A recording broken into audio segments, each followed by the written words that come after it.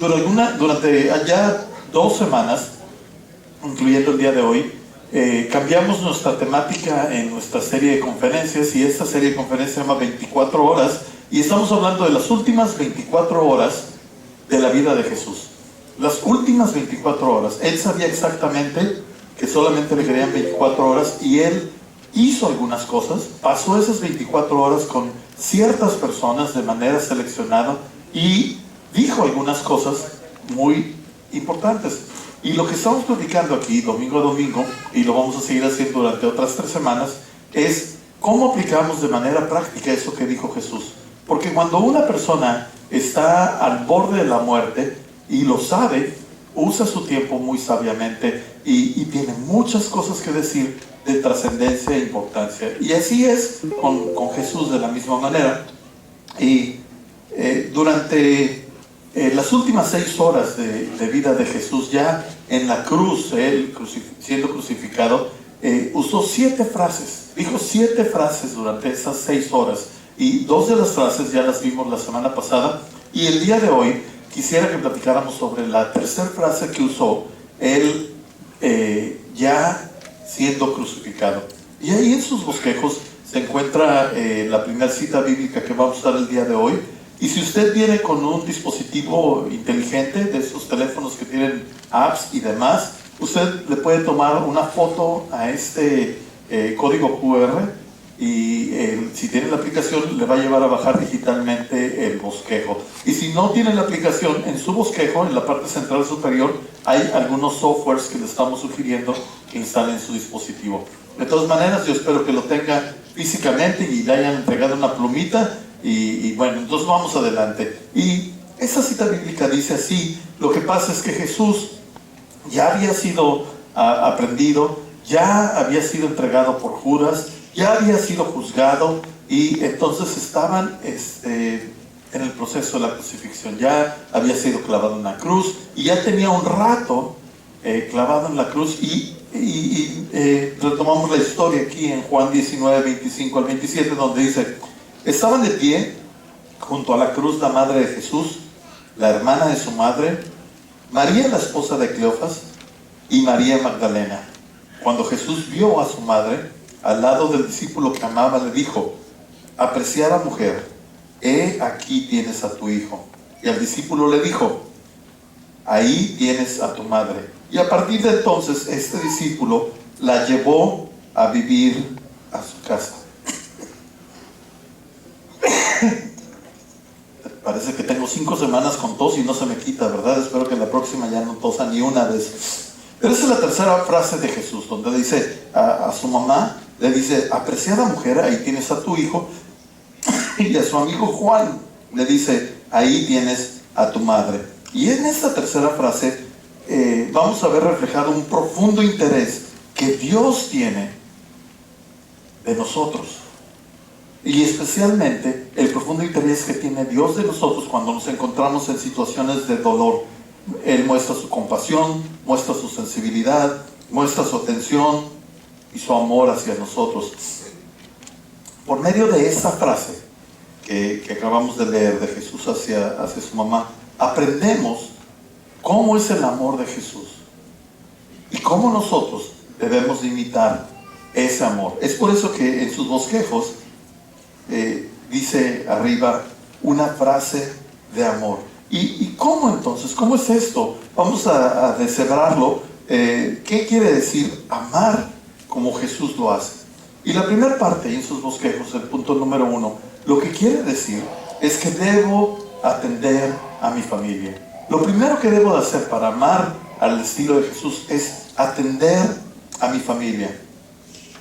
Fíjense nada más, en medio de todo dolor, de toda tragedia, Jesús, en medio de no haber dormido porque había sido juzgado, dicen los teólogos que 6 veces durante la noche, que además era algo ilegal hacerlo de noche, después de haber sido azotado o flagelado, creo que se dice, porque era con un látigo que tenía varios chicotes, y hasta hasta el término de los chicotes como unos pedazos que estaban picudos, y a la hora de tocar la piel y jalarla se venían con pedazos de piel.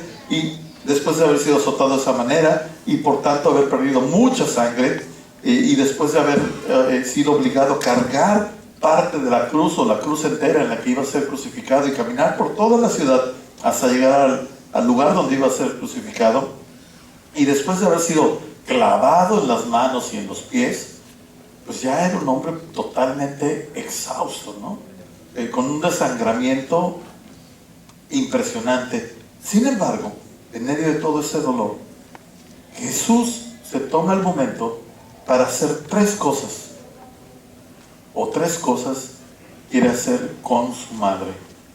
Y la primera es que la atiende, la segunda es que provee para sus necesidades, y la tercera le da soporte emocional. Y yo quiero que veamos paso a paso estas tres cosas, porque es precisamente lo que Dios espera que nosotros hagamos con nuestra familia. ¿Cómo lo hacemos? Y el título lo dice claramente, dice que nosotros debemos atender a nuestras familias. Entonces, ¿cómo damos esa atención? ¿De qué manera atendemos? ¿O qué quiere decir atender a mi familia? Y la atención verdaderamente es un regalo valiosísimo. Cuando nosotros rendimos atención a una persona, le estamos invirtiendo de nuestras vidas. Le estamos invirtiendo un tiempo que jamás vamos a recuperar. A la hora que se invierte 10, 15 minutos, 20, tiempo que sea en una persona, ese momento no lo va a poder reponer. Y la verdad es que, aunque las posesiones y el dinero es algo valioso, no se compara con el tiempo de vida de una persona. Siempre podemos posiblemente recuperar el dinero, siempre posiblemente podemos recuperar las posesiones, pero nunca vamos a poder recuperar el tiempo. Es por eso que es tan importante para las personas cuando les invertimos tiempo, y la atención requiere de nuestro tiempo. Cuando damos atención, demostramos nuestro respeto hacia alguna persona. Qué horrible, y lo he dicho muchas veces, llegar y hablar con una persona y que esa persona no se digne a dejar de hacer lo que está haciendo y no ponernos atención. Pero cuando nos detenemos y le prestamos atención a una persona, la estamos honrando. Yo recuerdo varias veces que mis hijos eran niños, especialmente mi hija niña, y yo estaba leyendo, estaba estudiando, y ella llegaba y me decía, papi, y yo, sí, hija, y yo seguía leyendo, ¿no? Papi, y yo seguía leyendo, ¿no? Y papi, y yo seguía leyendo, y papi, y yo seguía leyendo, hasta que la niña agarraba y me quitaba lo que tenía enfrente, papi, y yo decía, ay, y ya la veía a los ojos y le ponía atención. Pero precisamente todos queremos que se nos dé atención. No importa si somos un bebé de 5 o 6 años o si somos un adulto de 50 años, queremos que la gente nos ponga atención. Y esa inversión de vida es precisamente la que nosotros tenemos que hacer primero con nuestra familia. La verdad es que si estudiamos la vida de Jesús, vamos a entender que Él siempre honró no solamente a su mujer, sino a su mamá, sino a las mujeres en general. En el tiempo de Jesús, inclusive en el tiempo actual, en el Medio Oriente, hay un concepto deteriorado del papel de la mujer en medio de la sociedad. No hay igualdad entre el hombre y la mujer, y se considera, la verdad, a mí se me hacen perversidades en cuestión de la mujer. Se le maltrata, se le humilla, no vale delante de la sociedad, y eso me pesa a mí en lo personal. Pero en el tiempo de Jesús no era diferente. La verdad es que era muy similar a algunos países extremistas actualmente, y en la manera que tratan las mujeres. Pero Jesús empezó a detener eso. Y varias veces lo vemos en las Escrituras, la manera que Él trató a las mujeres. Pero aquí, en este caso, María, su madre, y otras personas estaban cerca de la cruz. Y como las mujeres en ese tiempo no importaba su presencia, o no les tomaban en cuenta el hecho de que estuvieran ahí, no eran dignas de que las personas reconocieran que estaban ahí, pues si estaban cerca de la cruz, no hacían nada, no les decían nada. Pero es interesante observar cómo Jesús sí le hace caso a su madre, primero por ser su madre, pero principalmente haciendo un espacio, reconociendo a una mujer en medio de una sociedad donde no se le reconocía. Y eso solamente es una nota, porque me interesa mucho que reconozcamos que realmente no fue la liberación femenina hace unos años, sino Jesús intencionalmente en varias ocasiones le dio el lugar que le merece a toda mujer. Y precisamente lo que hizo Jesús es que honró públicamente a su madre. Ahorita vamos a ver de qué manera honró a su madre, pero primero le puso atención. La Biblia dice, honra a tu padre y a tu madre. Resulta que honra a tu padre y a tu madre es un mandamiento. No es un consejo que se nos da en la Escritura, no es una sugerencia que se nos hace, es un mandamiento, es parte de los 10 mandamientos. De hecho, es el 5.º mandamiento de los 10. Honra a tu padre y a tu madre. Y muchos de nosotros tenemos un problema con eso, porque pareciera que escuchamos, honra lo que han hecho tu padre y tu madre. Honra lo que han dicho tu padre y tu madre. Y a veces no han hecho ni dicho las cosas correctas o las mejores cosas en la vida. Y tenemos un conflicto con honrar a nuestros padres basado en los errores que han tenido ellos en el pasado. Pero la Biblia nos dice que honramos a nuestros padres y a nuestras madres. No lo que hicieron, no lo que dijeron, sino a ellos.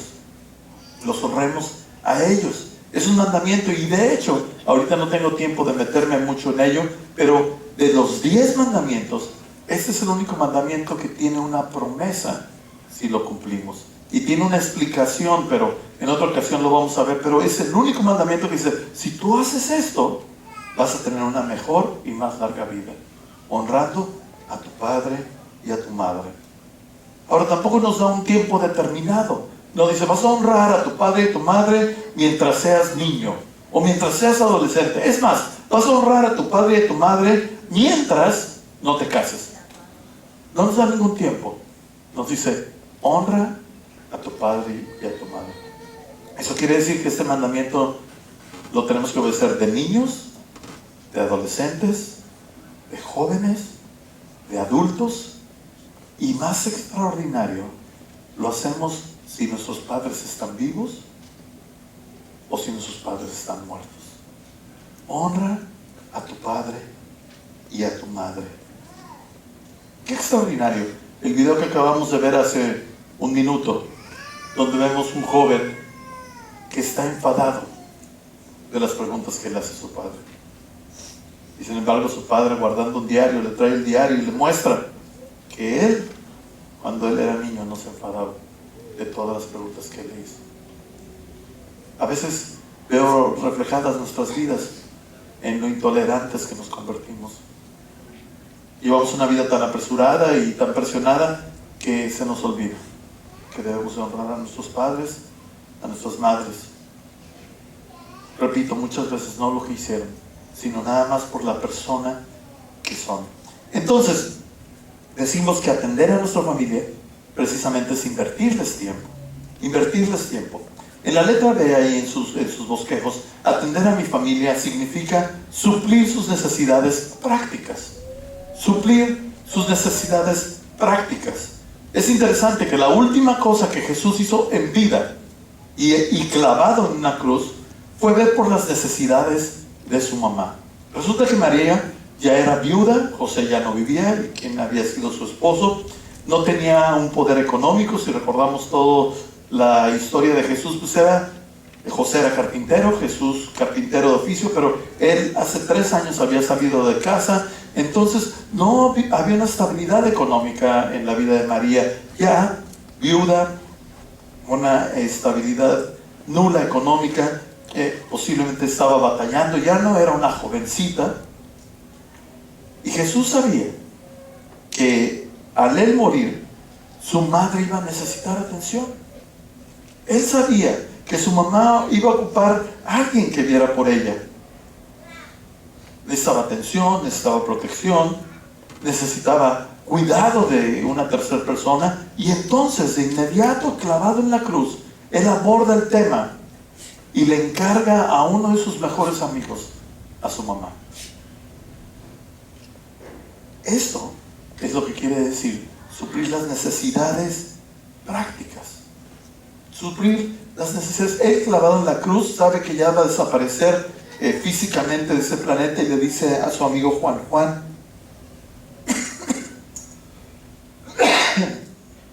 Juan, te cargo a mi mamá. Mamá, ahora, a partir de hoy, va a ser tu hijo.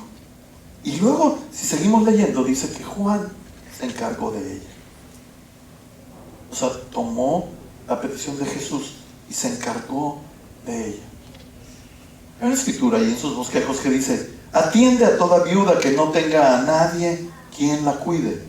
Pero si ella tiene hijos o nietos, la primera responsabilidad de ellos es poner en práctica la sumisión a Dios en su hogar y retribuir a sus padres al cuidarlos. Esto es algo que agrada a Dios.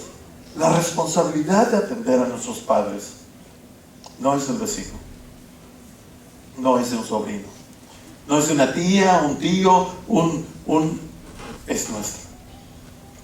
Los padres deben de ser atendidos por los hijos.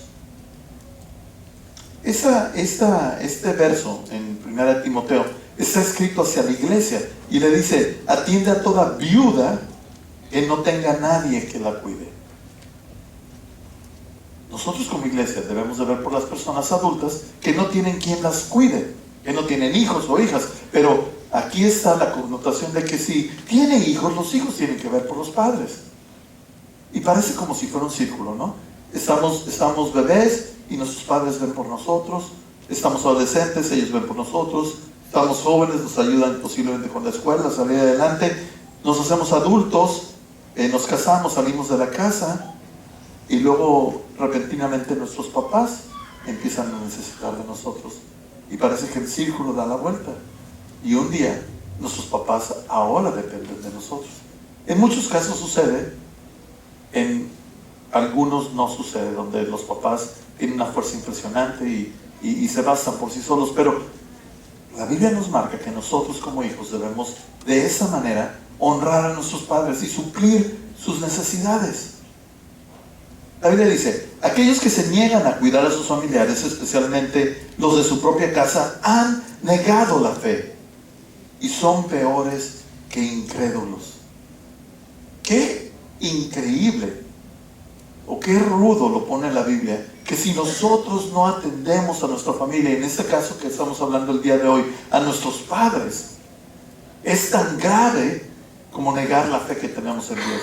O sea, es nula nuestras palabras, es nulo andar diciendo que creemos y que Dios aquí y allá y el más allá, cuando no atendemos y no honramos a nuestros padres. Hace unas semanas, y haciendo hincapié en el principio de esta cita que dice que la iglesia tiene que ver por aquellos que no tienen quien los cuide, visitamos un asilo de ancianos, un asilo muy muy deteriorado, donde posiblemente solamente creo que había 13 ancianos, y fuimos un grupo pequeño y estábamos dentro de una como habitación, como dormitorio, donde había sus camas, y de verdad fue deprimente darnos cuenta que estos ancianos posiblemente están completamente abandonados. No hay quien los cuida, no hay quien los atienda, los familiares pues no se ve dónde estén, y entre ellos, de veras, uno no camina, el otro no habla, el otro necesita atención médica, y es un grupo de ancianos totalmente desatendidos, y entre ellos mismos tratan de ver por sus necesidades. Y me partía el corazón escucharlos y escuchar sus males, porque algunos por situaciones físicas, clínicas, necesitan atención médica diaria, y hay otros que no pueden ni siquiera hablar porque su enfermedad los ha impedido, y los que sí podían hablar y sí nos podían decir sus necesidades eran tan básicas como casas y sodine, ¿no? Y yo decía: ¿cómo es posible que no podamos atender una necesidad tan básica? Y cuando les preguntamos cómo le hacían para lavar su ropa, ¿no? Nos dijeron que pues, tenía una lavadora, pero se descompuso, y que lavaban, no sé de qué manera lo hacen, pero que como con una botella de agua y un palo, y le hacían así para lavar la ropa, y 2 de todos los ancianos lavan la ropa a mano de todos los demás. Y la verdad, adquirimos un reto con ellos de no olvidarlos. y de ver la manera de, como iglesia, donarles una lavadora, ¿no? Y ver qué podemos hacer, comprarles gasas y sodine, y ojalá usted sienta la misma carga que tenemos nosotros y se una a cumplir con este propósito de la iglesia, donde atendemos a los viudos que no tienen nadie que los atienda. Si usted está interesado en esto y ayudarnos, o tiene una idea, a lo mejor tiene una lavadora en casa que le sobra, y dice, pues llévensela ahí, nos llevamos, ¿no? Ahí pónganos en su tarjeta de conexión en la parte trasera, quiero ayudar con el asilo o lo que sea, o tengo 6 lavadoras, vengan por ellas, pero que sirvan las 6, por favor, ¿no?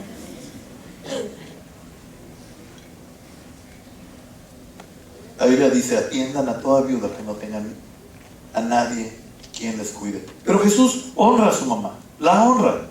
Dice, la reconoce, la honra públicamente, le dice a Juan, Juan, te pido que atiendas las necesidades de mi mamá, yo ya no voy a estar aquí, mamá, este hombre te va a atender. Suple la necesidad, es su último acto en la cruz. Su última acción, encargar a su mamá y tener la seguridad de que va a estar atendida. Pero hay algo más que hace Jesús desde la cruz.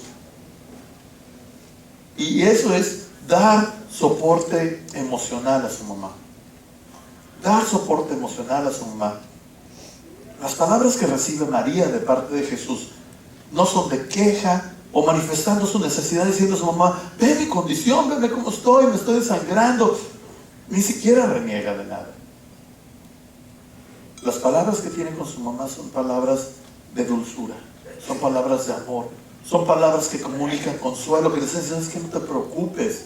Y las palabras que leemos, que Jesús le dice a ella, le dice, apreciada mujer. Y en español suena muy frío esto, pero quiere decir amada, atesorada, valiosa mujer. Le dice, no te preocupes, ahí tienes a tu hijo y él ahora va a cuidar por ti. Pero apela a sus emociones, apela a sus sentimientos, suple una necesidad que con toda seguridad María tenía en ese momento.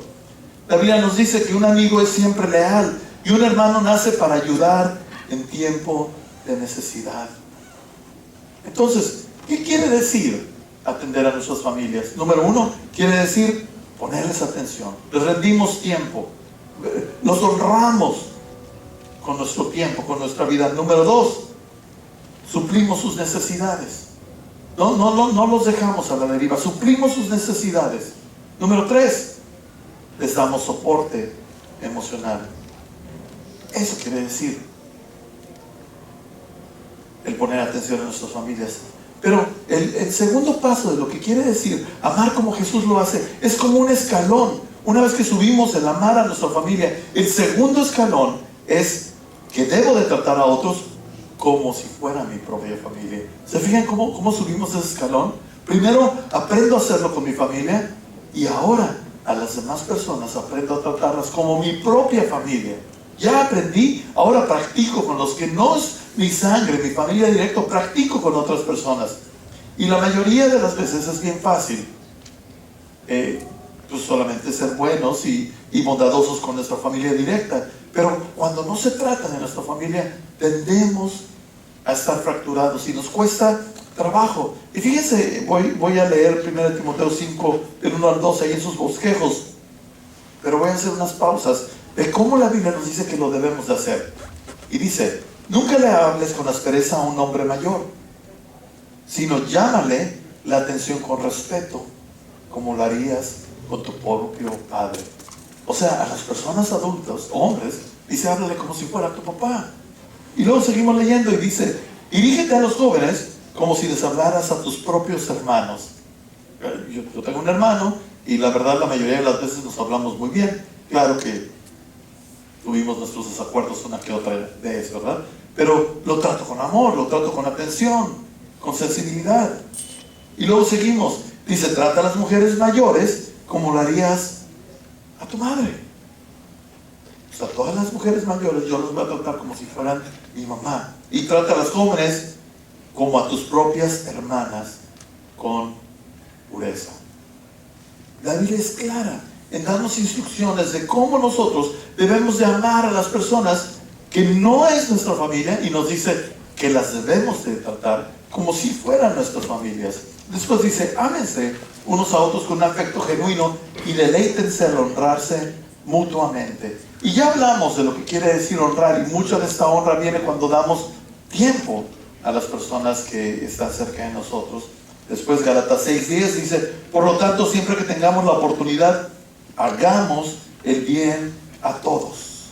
Hagamos el bien a todos. Y la última cita ahí dice, ayúdense a llevar los unos las cargas de los otros y obedezcan de esta manera la ley de Cristo. ¿Cuál es la ley de Cristo? Vinieron con Jesús y le preguntaron que cuál era el mandamiento más grande. Y Jesús dijo, ¿saben qué? El mandamiento más importante, donde se suman todas las cosas, vas a amar a Dios con todo tu ser y a tu prójimo como a ti mismo. Esa es la ley de Cristo. Y entonces dice, ayúdense a llevar unos la carga de otros y obedezcan de esa manera el amarse unos a otros, quiere decir. Cuando ayudamos a nuestros hermanos, a nuestros amigos, a nuestra familia, a cargar sus cargas, su peso de vida, estamos cumpliendo con el plan que Cristo tenía. Y a lo mejor tú dices, ¿de qué manera logro esto? ¿Cómo le hago para cargar las cargas de mis semejantes, de las personas que me rodean? Pues aquí en Iglesia para Todos queremos invitarte a que primero nos dejes ayudarte. Y una de las maneras que tú lo puedes hacer es en tu tarjeta de conexión. Queremos orar por ti. En la parte de atrás, si tienes una necesidad, ponnos ahí y por lo menos oramos por ti. La segunda manera que queremos conectarnos contigo es, ojalá te des el tiempo y te integres a un grupo pequeño de personas que se reúnan entre semana, donde más cerca se conoce tu vida, de tus necesidades, y tú conoces la vida y las necesidades de otros y empiezas a construir esta comunidad de la cual habla la Biblia. Entonces, amar como Jesús lo hace es atender a mi familia, y luego subo el otro escalón, es atender a las demás personas como si fuera mi familia. Y el tercer punto de amar como Jesús lo hace es que debo de aprender a distinguir el dolor de otros, aun cuando yo mismo esté experimentando dolor. Cuando experimentamos dolor físico, emocional, el que sea, la verdad nada más nos concentramos en nosotros mismos. No nos frenamos en pensar en otras personas. Estamos tan concentrados en cómo resolver nuestros conflictos, nuestros problemas, nuestra enfermedad, nuestra situación, que no pensamos en nadie más. Es uno de los momentos que consideramos que no somos egoístas en pensar en nosotros mismos. Sin embargo, Jesús clavado en la cruz piensa primero en la humanidad y dice, perdónalos, porque no saben lo que hacen. Después piensa en el ladrón que tenía ahí junto y le dice, hoy vas a estar conmigo en el paraíso. Y luego piensa en su mamá y le dice, amada madre, apreciada mujer, aquí ahora él va a ser quien te va a atender. En pleno dolor, él abre los ojos y ve a las demás personas. La Biblia dice así, tengan la misma actitud que tuvo Cristo Jesús. En vez de encerrarnos en nuestro dolor, en vez de concentrarnos únicamente en nosotros mismos y pensar que no es egoísmo, sino que nos tenemos que atender, debemos de romper esta burbuja y en medio de nuestro dolor voltear a nuestro alrededor, porque tenga la seguridad de que hay otras personas que no tienen la esperanza que usted tiene, que no tienen la fuerza que usted ha podido tener, que no tienen ni siquiera las ganas de seguir adelante con la vida. Pero ¿quién les va a hablar? ¿Quién va a tocar esas vidas? ¿Quién va a poder ayudar a esas personas a enfrentar su situación? ¿Alguien que no sabe de qué se trata el asunto? ¿O alguien que ha experimentado en carne propia lo que está sucediendo? Inclusive nuestros dolores y nuestras situaciones difíciles, Dios las quiere usar para que podamos traer esperanza a otras personas. Y a lo mejor usted está pasando por una crisis, a lo mejor está pasando por un dolor, o por una enfermedad, o por una situación que lo tiene totalmente abrumado. Y yo quisiera invitarlo a que volteara a su alrededor y viera si hay personas que tienen ese dolor. Y tengan la seguridad que si usted se acerca y solamente le dice a esa persona, yo sé lo que estás pasando, y nada más, tocar su espalda o sentarse junto a esa persona, le va a dar esperanza. Es extraordinario lo que usted puede lograr. Es difícil, yo lo sé, pero la Biblia dice, por lo tanto, ya que Cristo sufrió dolor en su cuerpo, ustedes prepárense, adoptando la misma actitud que tuvo Él. Una de las maneras que sanamos nuestro dolor más rápidamente es ayudando a otros a sanar su dolor. Mientras permanecemos tristes y callados y reprimidos e inclusive arrinconados, no salimos de ese hoyo. Pero cuando rompemos eso y aún en nuestro dolor tratamos de ayudar a otros, sanamos con mayor facilidad. Amar como Jesús lo hace es un proceso, es precisamente subir escalones. Y decíamos que lo primero es que atiendo a mi familia. Una vez que aprendo eso, el segundo paso es tratar a los demás como si fueran mi familia. Y después subo un escalón más, donde no me fijo nada más en mi dolor y en mi sufrimiento, sino despierto que hay personas pasando por la misma circunstancia y trato de ser un interventor en sus vidas.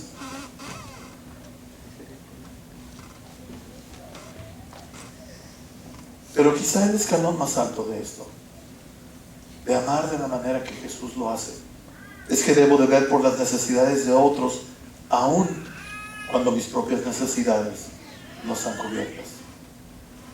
Híjole, eso yo creo que es lo más difícil que podemos hacer. Yo tengo 1000 necesidades, tengo dolor, tengo enfermedad, o tengo X necesidad, pero antes de ver por mí, ver por los demás. En la casa, en la escuela, en el trabajo, en la misma sociedad. Me llama mucho la atención la manera que Jesús nunca resistió a ser arrestado, nunca quitó la mano para no ser clavado. Es más, el ladrón le dijo, pues si eres el Mesías, pues sálvate, y de paso también sálvanos a nosotros, ¿no? Siendo Dios, no pensó en sí mismo, no pensó en su comodidad, no pensó en su inmediata necesidad, sino pensó en ti, pensó en mí, pensó en la humanidad en general, poniendo nuestra necesidad como una prioridad para Él. La Biblia dice, todos debemos apoyar a los demás y buscar su bien. Así los ayudamos a confiar más en Dios. ¿Qué quiere decir esto? Quiere decir que el Dios que está en nosotros puede ser visto por las demás personas a la hora que nosotros extendemos nuestras manos, a la hora que apoyamos a los demás. De hecho, en una ocasión yo ya lo comenté, que usted y yo, la iglesia por completo, somos las manos, los pies de Jesús. Y tenemos que preguntarnos, ¿qué cosas estuviera haciendo Jesús en este planeta si anduviera caminando por las calles hoy? Y esas cosas son las cosas que deberíamos estar haciendo nosotros. Y le garantizo que sería intervenir en las vidas de las demás personas, ayudándonos, levantándonos, restaurándonos, a pesar de nuestras propias necesidades. Dice la Biblia, estén listos para ayudar a los hijos de Dios cuando pasen necesidad. Estén siempre dispuestos a brindar hospitalidad. La palabra hospitalidad a veces no la logramos comprender del todo, pero una persona que es especialista en hospitalidad va a ser una persona que ofrece una cama, ofrece algo que vestir, ofrece algo que comer, está viendo por las necesidades de las otras personas, y nosotros somos llamados a eso. Hace ya tiempo les comenté que mi suegra me dejó el estándar muy alto, ¿no? Así, altísimo, porque casado y aún soltero, cuando yo iba a visitar a mi novia, yo no sabía con quién iba a comer, porque ella todo el tiempo estaba con personas ayudándolas. Tenía gente comiendo en su casa, durmiendo en su casa, dándoles cobija, refugio, y me retó de por vida. Y no quiero decir que hemos seguido al pie de la letra el ejemplo, pero hacemos todo lo que podemos. Es un reto para cada uno de nosotros, que aún en medio de tener 1000 necesidades, nos tomemos el tiempo con audacia de suplir las necesidades de los demás. Entonces son 4 escalones bien sencillos. Primero, atiendo a mi familia. Una vez que atiendo a mi familia y he comprendido eso, subo el siguiente escalón. Ahora trato a las demás personas como mi familia. Una vez que ya hago eso, no me concentro en mi dolor, sino despierto en que mi situación puede ayudar a otros a salir adelante. Y el más alto nivel de amar a las personas de la manera que Jesús lo hace es poniendo sus necesidades antes que mis necesidades. Posiblemente usted este día se encuentra en dolor, se encuentra en una necesidad, se encuentra en una situación adversa. Y usted me dice, oye, pues qué padre se oye amar a las personas de la manera que Jesús lo hace. Pero yo ahorita necesito una solución para mi vida. Y yo te quiero decir 3 cosas rápidas. La primera es que debes de recordar que Jesús está profundamente interesado en tu dolor. Él está profundamente interesado en tu dolor. Al ver Jesús a su mamá sufriendo por su crucifixión, Él sintió compasión, sintió amor, sintió el impulso de atenderla.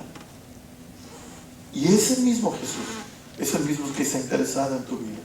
Y debes de saberlo, que Dios mismo tiene un interés profundo por ti, que Él no se ha olvidado de ti, que Él no te ha abandonado, que todos los días de tu vida ha caminado junto a ti, que ha querido intervenir en tu vida, que está dispuesto. Dice la Biblia que Él está como tocando una puerta y pidiendo que lo dejes entrar. Y dice, si tú me abres la puerta, yo voy a entrar y voy a cenar contigo.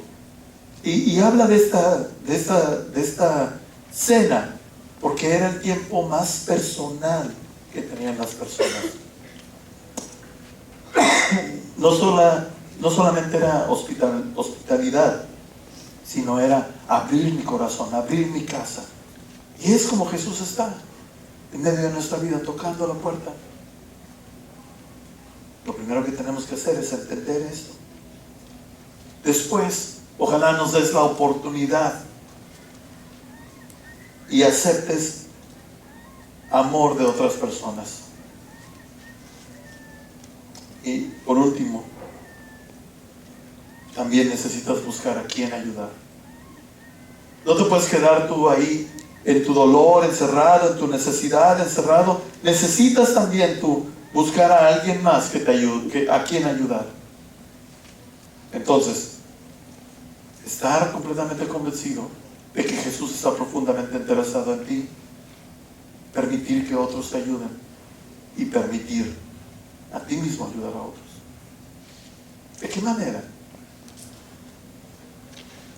puedo abrir esa puerta a Jesús? Si Él está tocando ahí, ¿de qué manera lo hago? Es bien sencillo.